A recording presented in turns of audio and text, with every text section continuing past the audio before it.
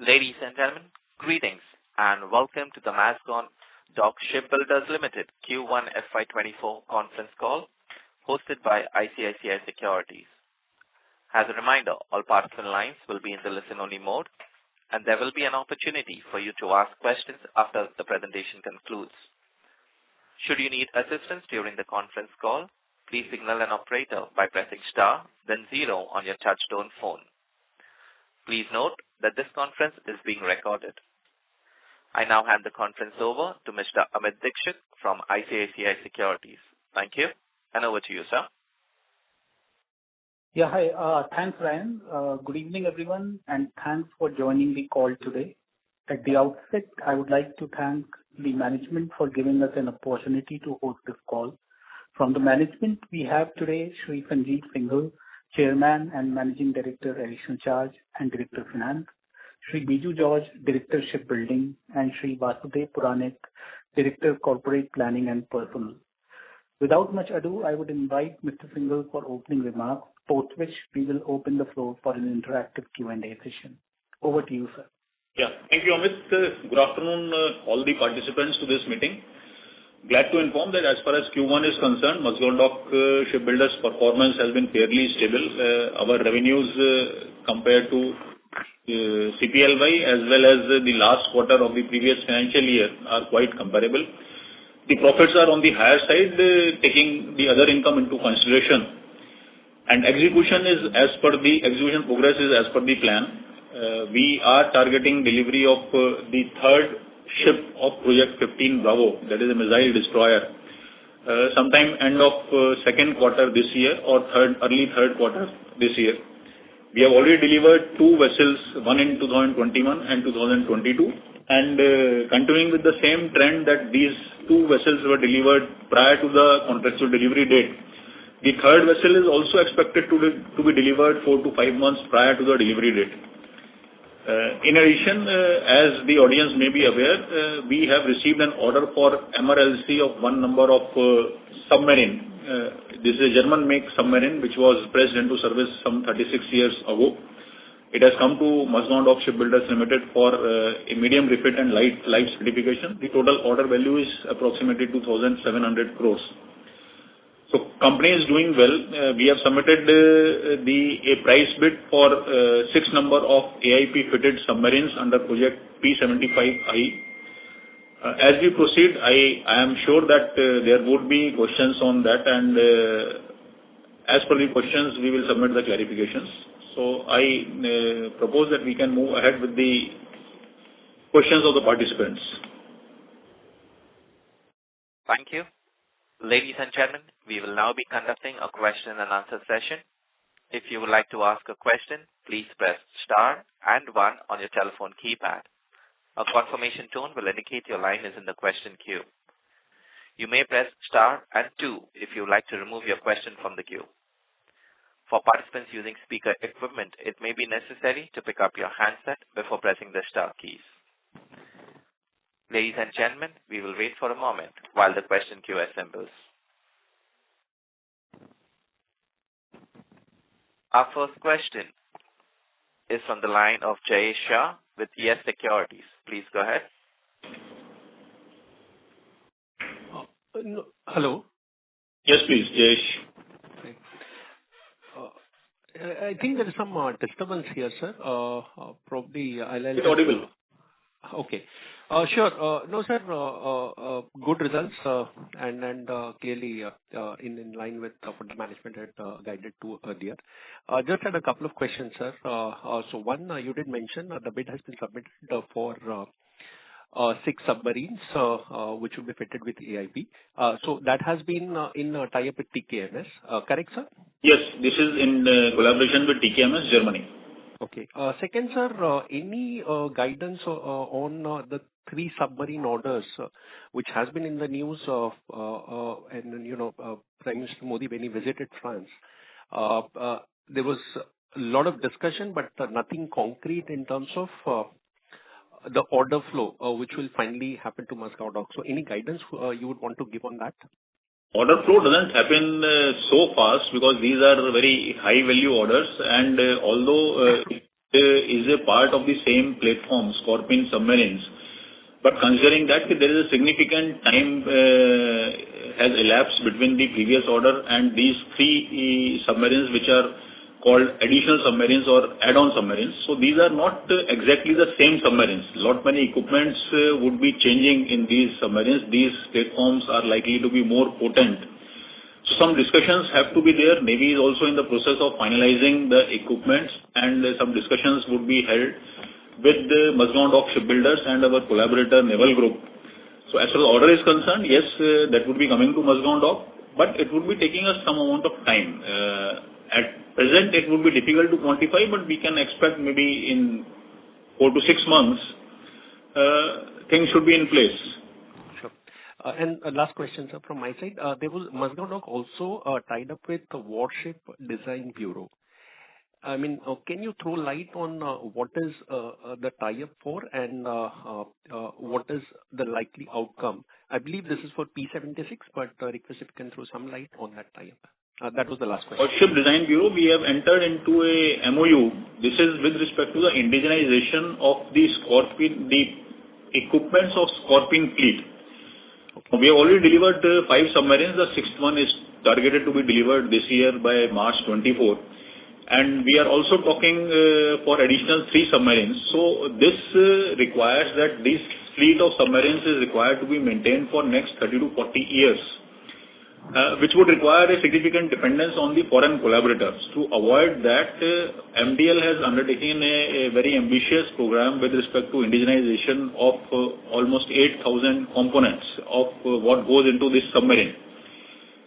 In addition, Warship Design Bureau is also working towards the indigenization of submarine under the project P76.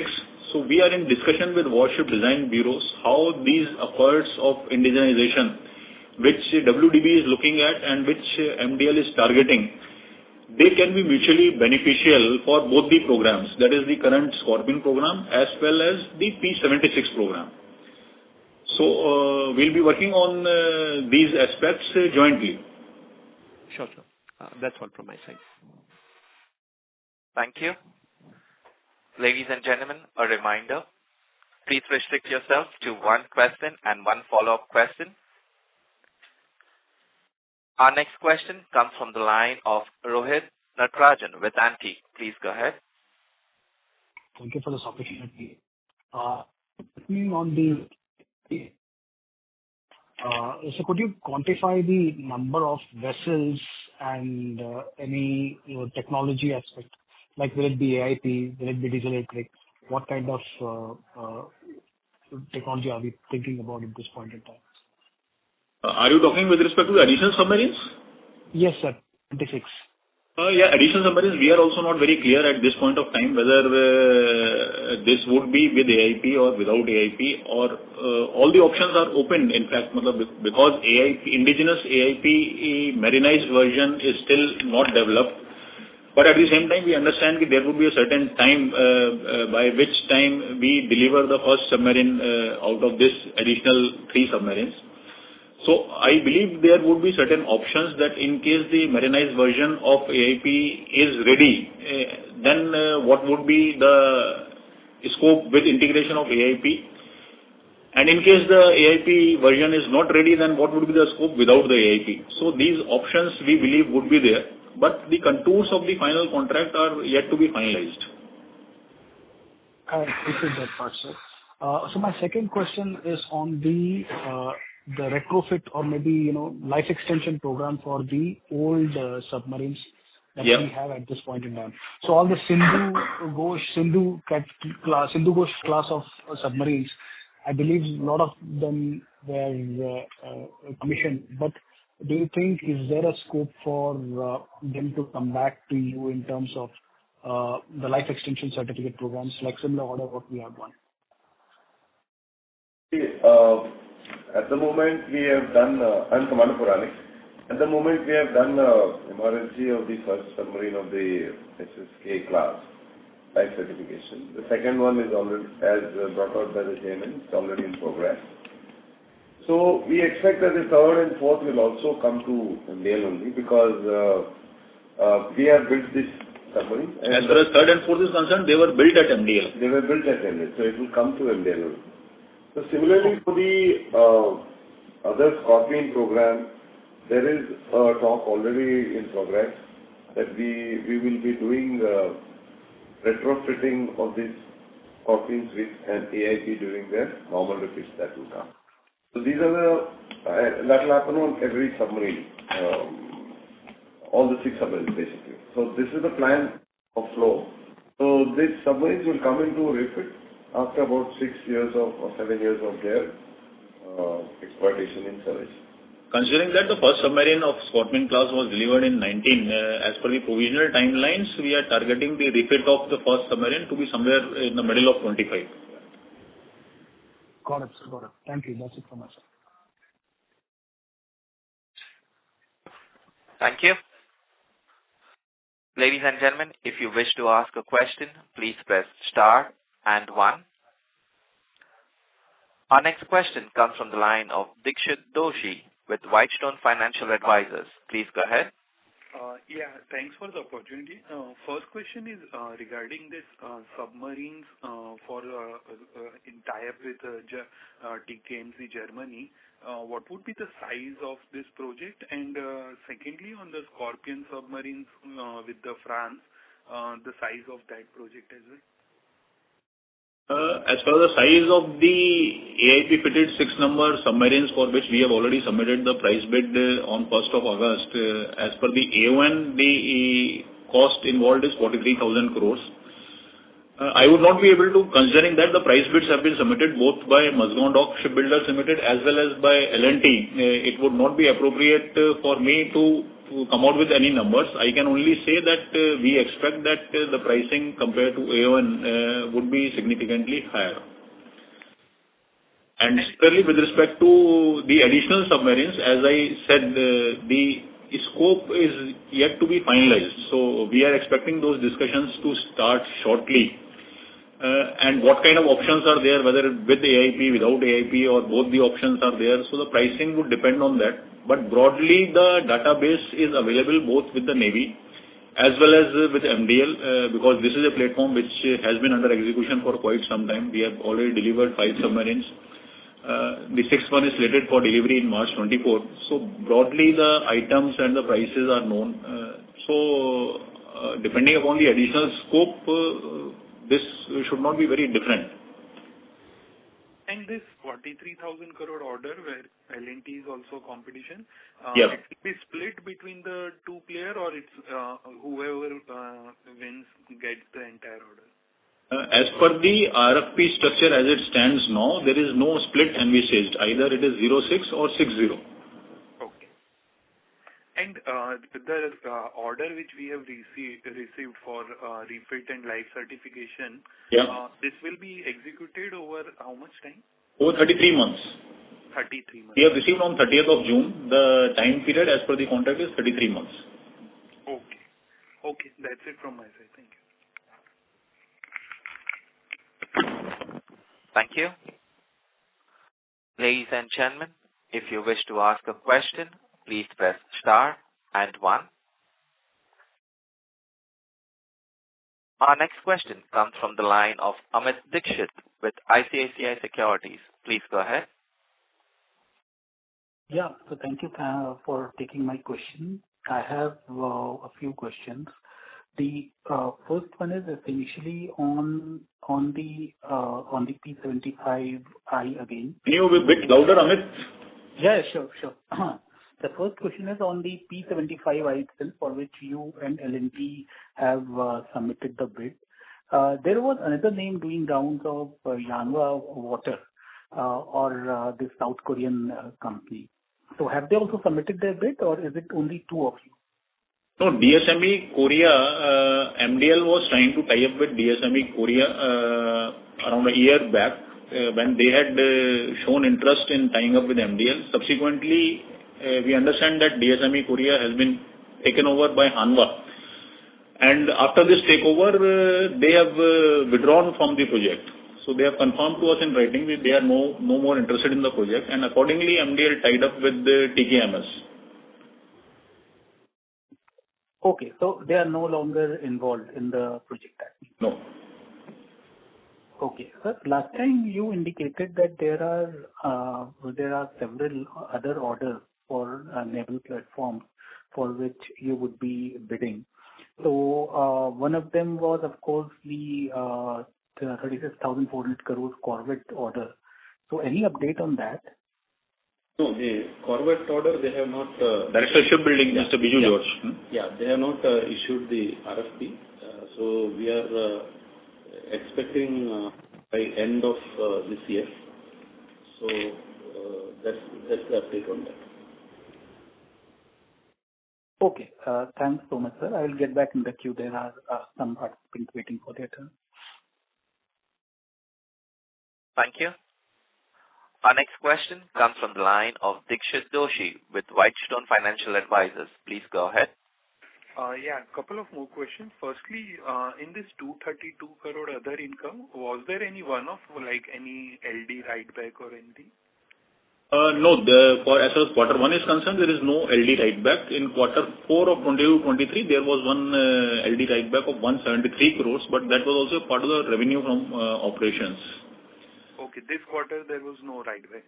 No write-back, but just for the benefit of the participants, as far as LD is concerned, this LD has been withheld and levied by Navy on all the submarines which we have delivered, all the 5 submarines, and we have received a refund with respect to the first submarine. So with respect to one submarine and with respect to other 4 submarines also, we have put up our case to Indian Navy, which is under process, and we expect that with time these also would be refunded. Okay, and I think this is around 600 crore, right? In the last call you have mentioned. Yeah, approximately 150 to 175 crores refund for each submarine. So for 5 vessels, it would be around 750 crores approximately, or 800 crores. One we have already received, so for balance 4 vessels. Okay, and last question. So generally, what you guide is generally we see the margins considering the other income. Now, if I see last year, full year, our PBT margin was around 16%, and even this quarter it is around 16%. So just wanted to understand one thing. So as we will move ahead and the projects, let's say P-15 Alpha frigates and all those comes at the end of their life in terms of project execution, that time the advances from customers will be lower. So what kind of margins we can sustain on the downside? Considering that this is a revolving kind of a cash balance and we are expecting fresh orders during the intervening period, as of now we don't envisage any significant impact on the margins, including the other income. In addition, as I have been maintaining that during the execution of a project, we maintain slightly on a conservative side because the cost structure may not be discovered fully.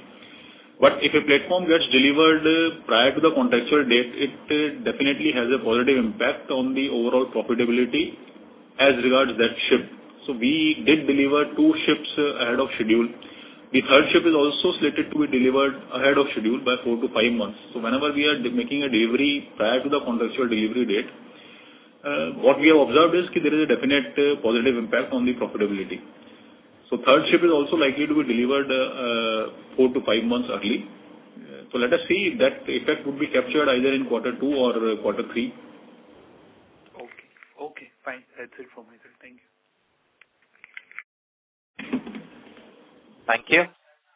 Our next question comes from the line of Colonel Sarjeet Yadav with Mount Intra Finance. Please go ahead.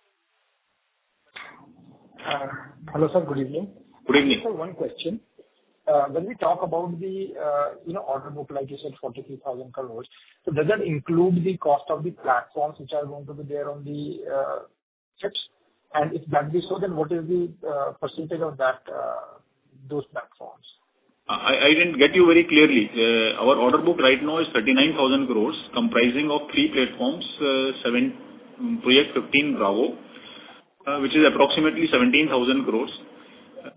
Another project 17 Alpha, which is 4 number of frigates, which would be another 18,000 crores, and 4,000 crores for the last submarine, project P75. In addition, approximately 2,700 crores for the MRLC, which we have received recently. So this is the broad breakup of 39,000 crores. Yeah. Can you? My question was, the project includes the cost of the platforms? I didn't get it. Project, this is the platform cost. Sir, I'm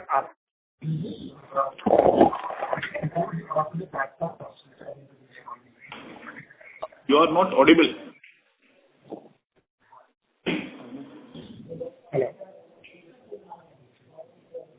Mr. Yadav, you are not audible. Could you please speak up, or could you please lift your handset? Is it better now? Hello. Yes, please. Hello. Yes, please. Is it audible now? Yeah, better. Continue.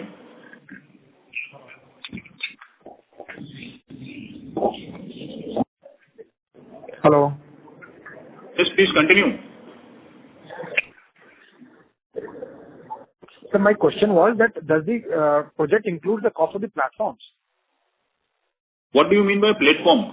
The platform is the project comprises of ships. What we call as platform is the ship itself. So there are the entire residual order book comprises of the equipment cost, the yard effort, the own plant usage, so many costing elements. If I understand your question is what is the percentage of equipment in the residual order book? Is that your question? Yes, the equipment like the kind of radars which are going to be there, or the weapon platforms are going to be there. Is the cost included in that platform? Yeah, it does include that. Yes. And what could be the percentage of the? The shipbuilding is like a construction industry, not like a mass production. So at every quarter, it can fluctuate, but generally it fluctuates between 50 to 65%. Remaining will be the labor and other Own plant usage, services, subcontracting expenditures, all that.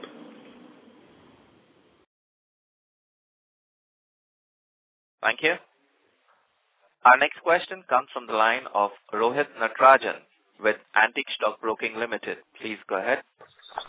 Thank you for this opportunity again. So my question is on the repeat of P17A and the possibility of AON for NGD, Next Generation Destroyer. Any color on that? Yeah, we expect positive movement in both these projects. As far as Next Generation Destroyers is concerned, as per the discussions, what the information we have is that earlier the discussion was 6 number of Next Generation Destroyer. Now the number has been increased to 8 in 2 phases of 4 numbers. And with respect to 17 Bravo, the follow-on ships of 17 Alpha frigates, there also positive movement is definitely there. So we expect the number to be on similar lines, 7 numbers. And MDL continues to be a very strong contender for both these platforms. As far as destroyers are concerned, nobody else has constructed the destroyers. And towards capability enhancement, as informed earlier, we have placed an order for a floating dry dock, which can accommodate the Next Generation Destroyer. This is a capex costing around 500 crores. This order has been placed in the month of June. Got it, sir. Got it. Sir, just to touch on the Goa shipyard part, any color on what could be their, execution track targets for this year, given that they also have a very exceptionally strong order backlog? Actually, we do own a 47% equity in Goa shipyard, but there is no management control or board representation on GSL. So they operate totally independently. Only the profit figures of Goa shipyards and net worth, they have an impact on Mazagon Dock Shipbuilders Limited. But otherwise, we are not involved in their management or execution or other details. Got it, sir. Thank you. That's it from my side. Thank you.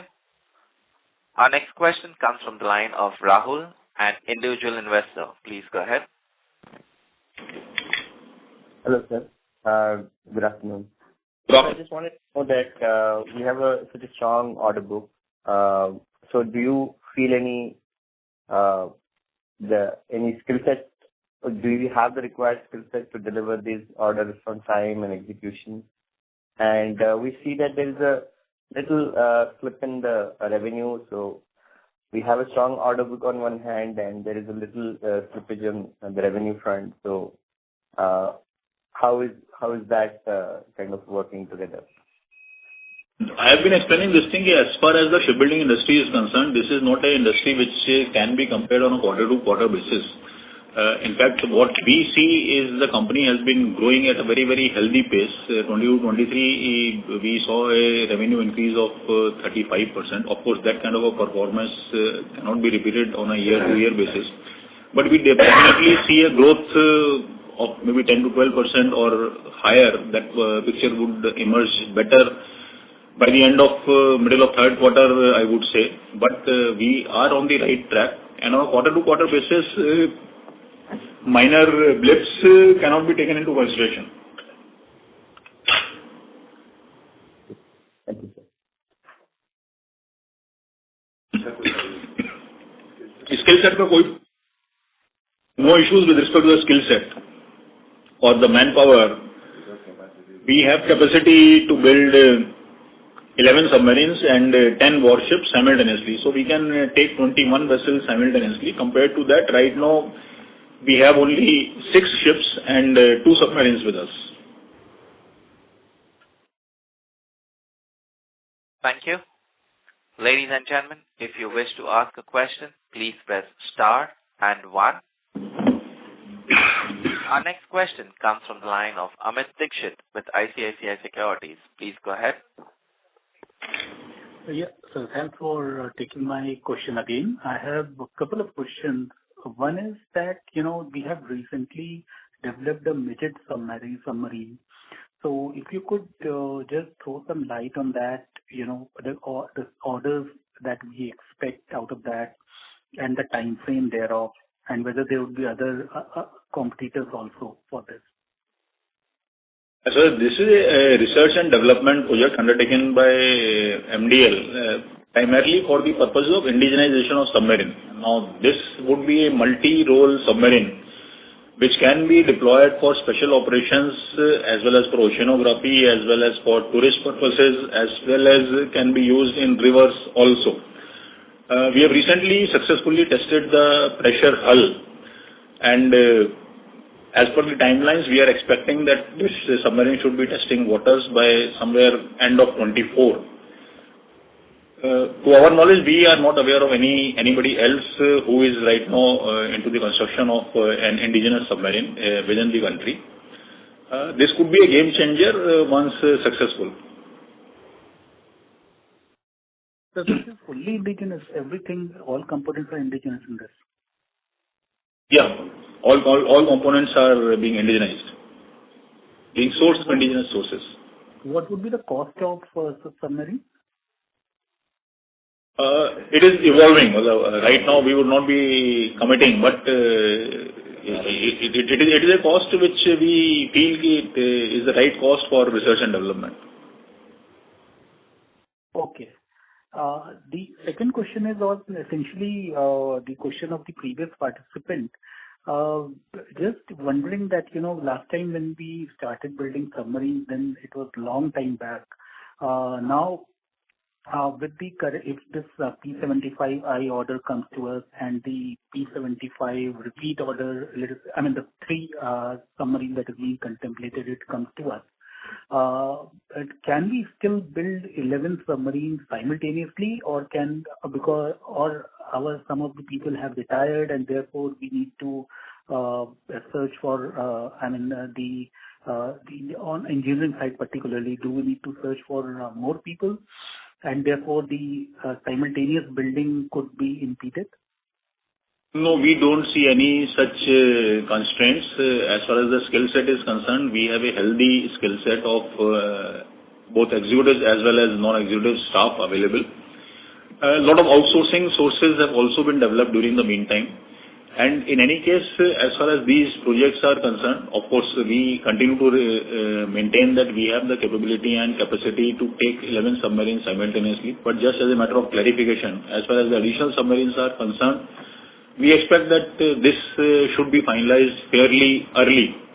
Whereas the AIP-fitted 6 submarines, this would involve certain technical evaluations, certain field evaluation tests at both the places by an Indian Navy, both at MDL TKMS and L&T Navantia, Spain.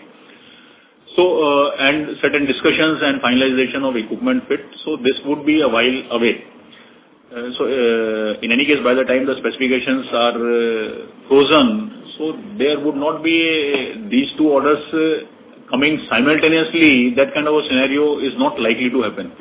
But yes, some overlap would be there, for which the yard is quite capable, along with the refits and the repairs of the Scorpion platforms as and when they come. Except we will not lose because we have a mixed bag of workers. They are permanent and there is on contract. So as these permanent guys are retiring, these contract people are getting inducted as permanent. So basically there is a change. Continuity is there as far as skill sets are concerned. Sir, here just, again a follow-up from here. In 1999, there was a plan that, okay, we will have some 24 submarines by 2024. And if I really look at it, then only P-75, that too, 5 submarines are there out of those 24. And the old submarines that we have, I mean, I don't know how much refit we can do to these submarines essentially. So where I'm coming from is that there is an urgent need for us to actually manufacture these submarines. So in this scenario, you still think that a split in the order is not possible at this stage? The split in the order doesn't work out technically because there is a technology transfer involved. The RFP has not been designed in a manner where the foreign collaborator would be willing to transfer the technology to 2 players. It doesn't work out cost effective. So had the technology transfer not involved, then it's a different case altogether. But considering the nuances of the RFP and the platform itself, we don't envisage any kind of a split is feasible. There will be a cost, both the collaborative cost will have to pay both the sides. Will actually hike up the project cost quite a lot. Okay, sir. The last question from my side before I turn it to again the queue is that there was a media article suggesting that Navy might think of taking some 10 submarines on rent. By the time, these are electric submarines again, by the time actually we build these submarines under either P-75I or P-75 extension. Is it true or is it just, media speculation? We would not be able to comment on this. Armed forces, secret, confidential, information. So I don't think, they don't share it with us. We will not be able to comment. But maybe they can think of such things. But this life extensions which we are doing to the submarines, that is actually filling the gap to some extent. Where we're certifying, another 10 years. See, the submarines are normally 30 years life, so you can get another new lease of 10 years. So that is one way of, pulling off. Because the designer always has certain safety margin when he designs. So that assessment is done after service life is over. Okay. Thank you so much, sir. Thank you. Our next question comes from the line of Maruti Nandan Sarda, an individual investor. Please go ahead. Hello, sir. Good evening. Good evening. First of all, congratulations for delivering a good set of numbers. And my question is regarding the top line. So last year we completed 7,800 approximately the top line, what we have delivered. And currently 7,600, 7,500. Okay. And currently we are having unexecuted orders worth around 39,000 crores, right? Yeah. And I'm just assuming that the bid which we have filed, where L&T is also participating, if we get that particular project as well, the value will be around 40,000 crores for that project, right? 43,000 crores is the Aeon value. I said we are expecting a significantly higher order value. Okay. So let's say 45 or 47,000 crores. So if we combine these two figures, which is the value which we are already having as unexecuted projects, 39,000 crores plus the 47,000 crores, the ballpark number will be around 80,000 crores. So these projects will be executed over what tenure in terms of number of years? It can be a ballpark number. I don't expect a concrete number. Just to get an idea that at what CAGR we can grow our top line. I'll break this into couple of parts. Like if you talk of 39,000 crores, it comprises of, right now we have two ships of 15 Bravo. One we are targeting for delivery this year by September, October, and the last ship of 15 Bravo we will be delivering middle of 24 next year.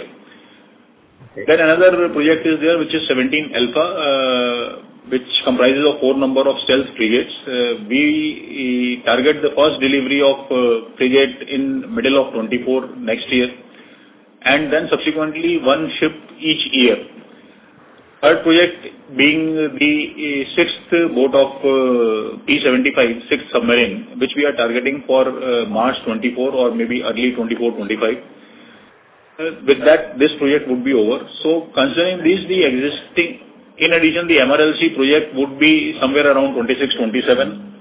So considering this, I see the current book to be exhausted by 28, then including the base and depot spares and the liquidation of warranty defects, another 1 year. So by 29.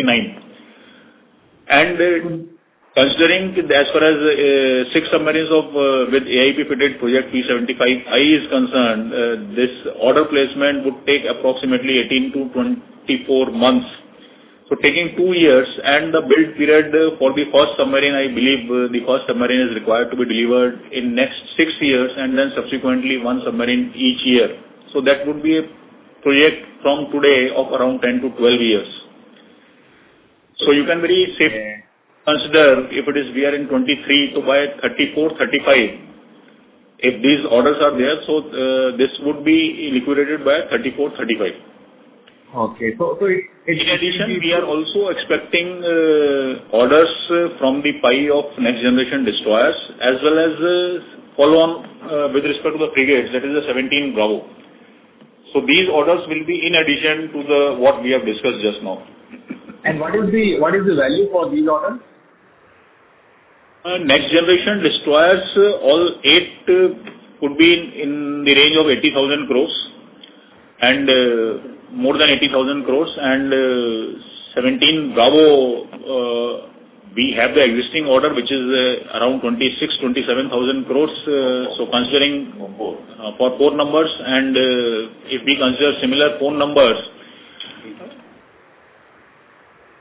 this project 15 Bravo, I am told instead of 7 numbers, which was 4 for MDL and 3 by GRSC, the 17 Bravo Navy is considering for 8 numbers. So the total order size was 45,000 crore in 2015. So 8 years have elapsed, so there would be normal escalation. So this 8 numbers should be in the range of 60,000 crores. So hearing all this, I think it will be prudent to assume that we can grow our top line 15 to 20% CAGR over next 10 years. Yeah, if the order flow is smooth, we are confident that thing would be growing in a healthy manner. Yeah, that's really heartening to know, and I wish you all the best for the future. Thank you. Thank you. Thank you. Our next question comes from the line of Avinash, an individual investor. Please go ahead. Good evening, sir. Congrats for the wonderful results. I just wanted to know about Aventel, because I read recently that it won an order from Mazagon. So, will that have a negative impact on the margin because it is outsourced? I didn't get your question clearly. Can you please repeat it? Yeah, there is a company called Aventel which got an order from Mazagon. So, having known that, will outsourcing, is it outsourcing? That is what I understand. So, will it have any impact on the profit margin? As far as outsourcing is concerned, outsourcing is a normal part of our operations. The core operations are being handled directly by Mazagon Dock Shipbuilders Limited, but many of our operations are outsourced. So that is a part of our execution strategy. So definitely it doesn't have any negative impact. But at the same time, I am not sure with respect to Aventel, the name which you are taking. I don't think we have outsourced. It may be a small order for something. It's not a major order. Was not. I don't think any major order has been outsourced to Aventel.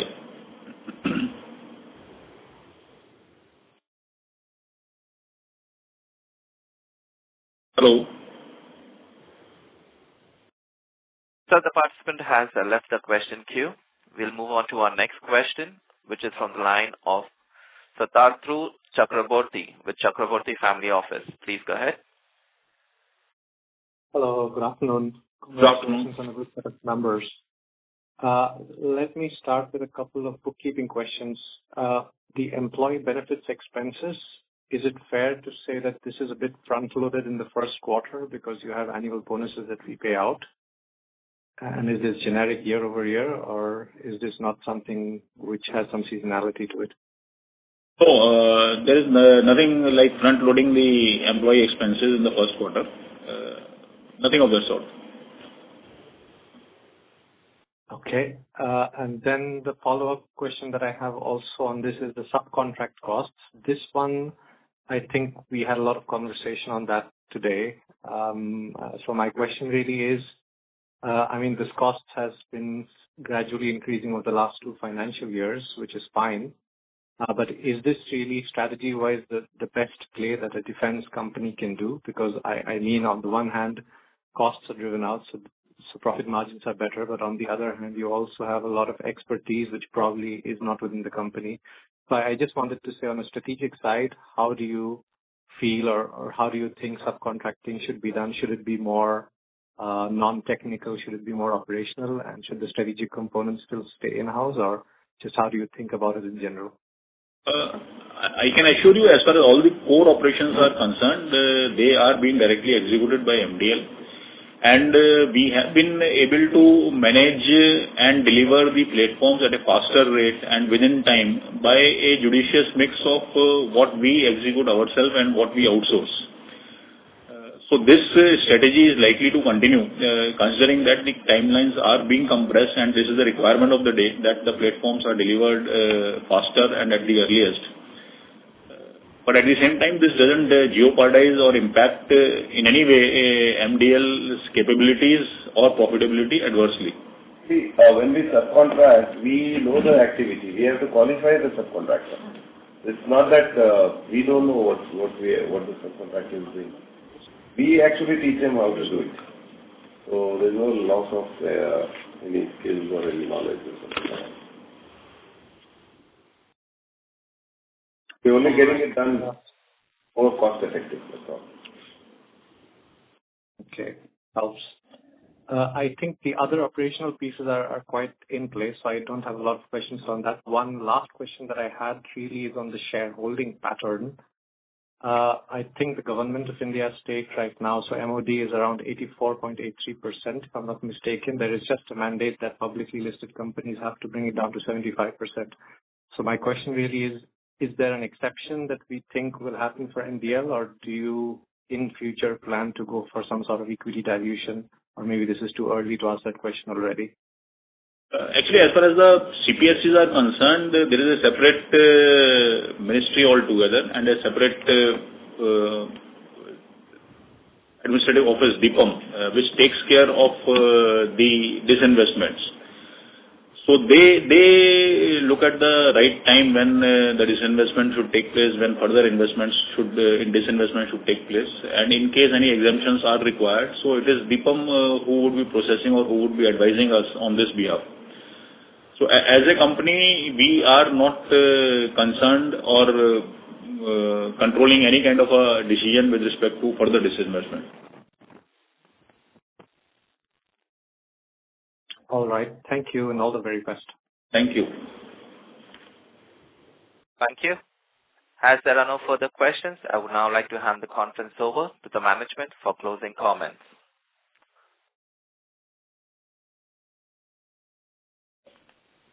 Yeah, thank you for this opportunity which you have given us to interact, and also thank you for all the good wishes and the well-wishing which we have garnered from the market and the investors.